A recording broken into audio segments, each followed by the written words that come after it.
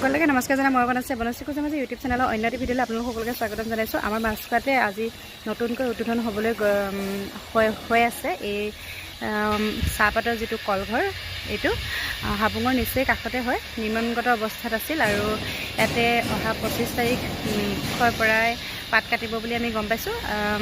তালৈকে আহিছোঁ আৰু আপোনালোকক কি দেখাব পাৰোঁ চাওঁ। আজি যিহেতু উদ্বোধনী, গতিকে ইয়াত নিশ্চয় পাত কটা বা তেনেকুৱা কাম আজি নকৰিব, হ'লেও আপোনালোকক যিমানখিনি পাৰোঁ দেখাবলৈ ভিতৰখন যত্ন কৰিম।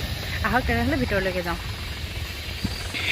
চাহ দিৱসৰ লগত সম্পৰ্ক ৰাখি তেওঁলোকে আজি কলঘৰটো লৈছে যদিও বহুতখিনি কাম এতিয়াও বাকী আছে বুলি গম পাইছিলোঁ। আহকচোন ভিতৰখিনি চাওঁ। এক বিস্তীৰ্ণ এলেকা জুৰি তেওঁলোকে এই কলঘৰটো লৈছে। কেইবাটাৰো অট'মেটিক মেচিনো ইয়াতে স্থাপন কৰিব। বৰ্তমান কিছুমান কাম হৈ উঠাগে নাই। এইখন এখন পথাৰ আছিল আৰু এই পথাৰখনত এইটো এটা বিশেষ আকৰ্ষণীয় কলঘৰ হৈ উঠিব, যিটোত আধুনিক সকলো যন্ত্ৰপাতি ব্যৱহাৰ কৰা হ'ব। এইটো পাত ৰাখিবৰ কাৰণে পাত খাৱা দি অলপ শুকুৱাব। তাৰ মইশ্চাৰাইজটো নাইকিয়া কৰিবৰ কাৰণে এইটো কৰিছে। এইফালেদি হাৱা দিব। দুখন ডাঙৰ ফেনে এনেকুৱা কেইবাটাও চেম্বাৰ ৰাখিছে তেওঁলোকে পাত শুকুৱাবৰ বাবে। আহকচোন এতিয়া কলঘৰৰ ভিতৰলৈ যাওঁ। এই ওপৰৰ পৰা পাতটো দি দিব ইয়াত কৰিবই। ইয়াত এইটোৱে প্ৰথমতে ডাঙৰ কাটিব, ইয়াৰ পৰা গৈ ইয়াত সোমাব পাতটো। ইয়াত দুটা মাছ, ইয়াত দুটা আছে দেখিছোঁ, দুটা আছে। ইয়াৰ মাজত পৰিবহি নহয়, পাতটো এইখিনি পৰিব, ইয়াৰ মাজেদি তাত খাব। চুম্বক লোহাৰ চোহাৰ আহিলে মানে ৰাখাই দিব মানে এতিয়া এই ৰোলাৰটো বেয়া নহ'ব। তাৰপিছত এনেকৈ গৈ থাকিব মানে এইফালে গৈ থাকিব। देखिए, और हर कट में 2 पेयर लगा हुआ है रोलर 1 पेयर। देखिए रोलर है, इसमें ही प्रोफाइल है। ये देखिए ही प्रोफाइल है ना, हाँ। इसको हेलिकन कहता है। और ये बीच में सेगमेंट है, इसमें 21 सेगमेंट है। 42 इंची का रोलर है ये। एक सेगमेंट 2 इंची का होता है। ये चूड़ी जैसा बना होगा, देखिए आप गौर से देखिएगा तो आपको मिलेगा। ये 2 इंची है। ধৰিব পাৰি জানো সেইটো দুটা ইয়াত এনেকুৱা চিটিকে 2 ইঞ্চি আছে মানে এনেকৈ চিটিকে সব হিন্দী नहीं जानते हैं? जानती हो? आप खमियां बोलो জানো ঠিক আছে।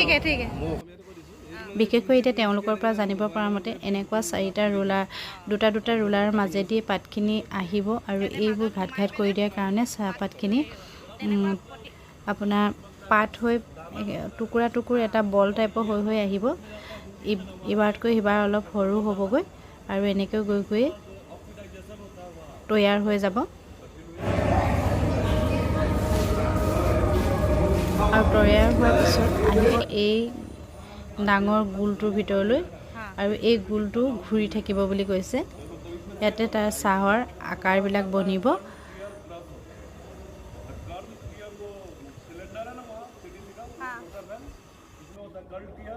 और क्रश होता है वो रोलर में, और रोलर के बाद इसमें आता है शेप बनता है। शेप सफेद, इसका नाम है CFM। CFM मतलब होता है कंटिन्यूअस फॉर्मेटिंग मशीन। तो फॉर्मेटिंग में क्या होता है, ऑक्सीडाइजेशन होता है।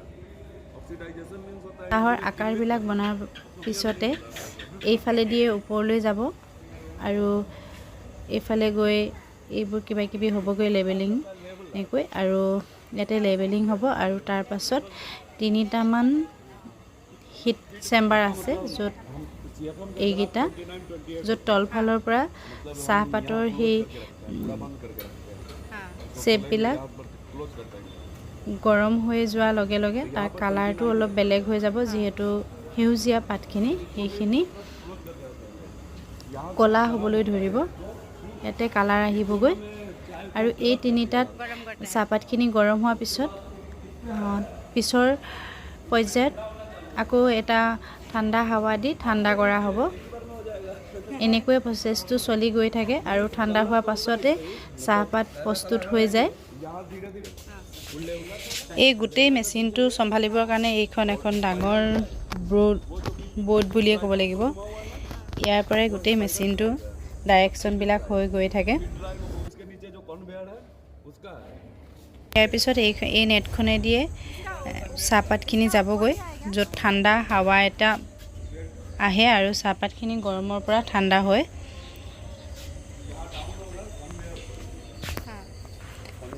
এয়া একেবাৰে শেষ পৰ্যায়। ইয়াতে চাহখিনি প্ৰস্তুত হোৱাৰ পিছত তললৈ নামি যাব আৰু এই নেটখন চাফা কৰি ৰাখিবৰ কাৰণে এই ব্ৰাছডাল দিছে চাওকচোন।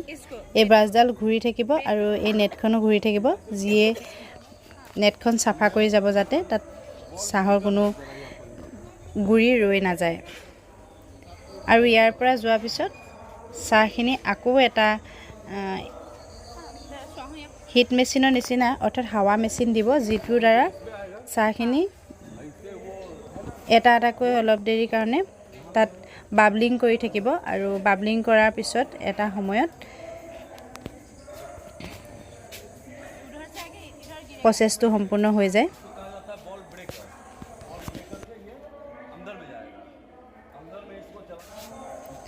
বাবলিং কৰিবৰ কাৰণে হাৱা কোনফালেদি ভৰাই চাওকচোন। এইফালেদি এটা জোখত হাৱা সুমিয়াই দিয়ে আৰু সেই হাৱাখিনি সুমাই দিয়া যোৱাৰ পাছত হাৱা এই ঢাকনখন লক কৰি দিব আৰু লক কৰি দিলে তাৰ ভিতৰৰ হাৱাখিনি খেলি থাকিব আৰু চাহপাতখিনিও খেলি থাকিব সেইদৰে।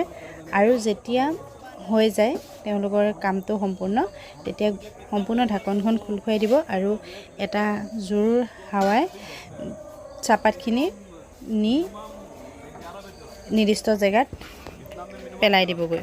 প্ৰস্তুত হৈ উঠা চাহপাতখিনি 8খন চালনীৰ মাজেৰে সুৰকি 8টা কোৱালিটিৰ চাহপাত প্ৰস্তুত হ'বগৈ।